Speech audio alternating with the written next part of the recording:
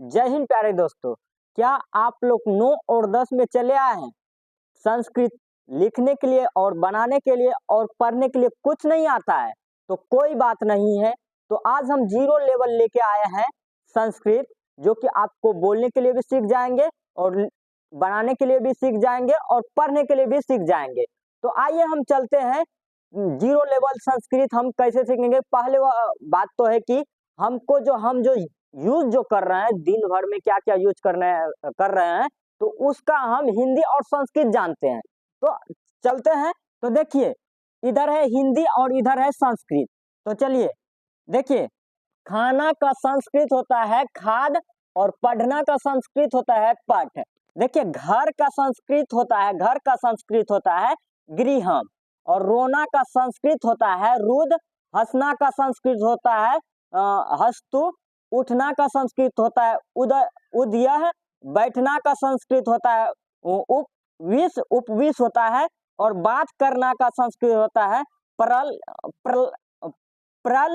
प्रलपतु होता है। आना का संस्कृत होता है अगच्छ और जाना का संस्कृत होता है गच्छ। और पीना का संस्कृत होता है पेय या पेयम। और पानी का संस्कृत होता है जलम। तो इधर हम जानते हैं, इधर हिंदी है इधर संस्कृत है। रहना का संस्कृत तो होता है निवसति। जागना का संस्कृत होता है जागृत। और भागना का संस्कृत होता है परिभ्रसति होता है। और डरना का संस्कृत होता है भीतः। और दिखाना का संस्कृत होता है दर्शयतु।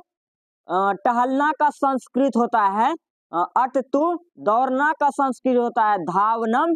और बाजार का संस्कृत होता है विपणि या हट्टम। देखिए, दूध का संस्कृत होता है दुग्धम। तेल का संस्कृत होता है तेलम। घी का संस्कृत होता है घृतम। और चावल का संस्कृत होता है तांडुला होता है। दाल का संस्कृत होता है मसूरम। देखिए, इधर अब हम चलते हैं। तो देखिए, इसको याद कीजिएगा तो आप लोग संस्कृत बोलना सीख जाइएगा। तो देखिए, इधर हिंदी है इधर संस्कृत है। कौन का संस्कृत होता है कह। कहाँ का संस्कृत होता है कुत्र। कैसे का संस्कृत होता है कथम। क्या का संस्कृत होता है किम। क्यों का संस्कृत होता है किमर्थम। और किसका संस्कृत होता है कस्य। जिसका संस्कृत होता है यस्य। कौन सा संस्कृत होता है किम। यहाँ का संस्कृत होता है अत्र। वहाँ का संस्कृत होता है तत्र।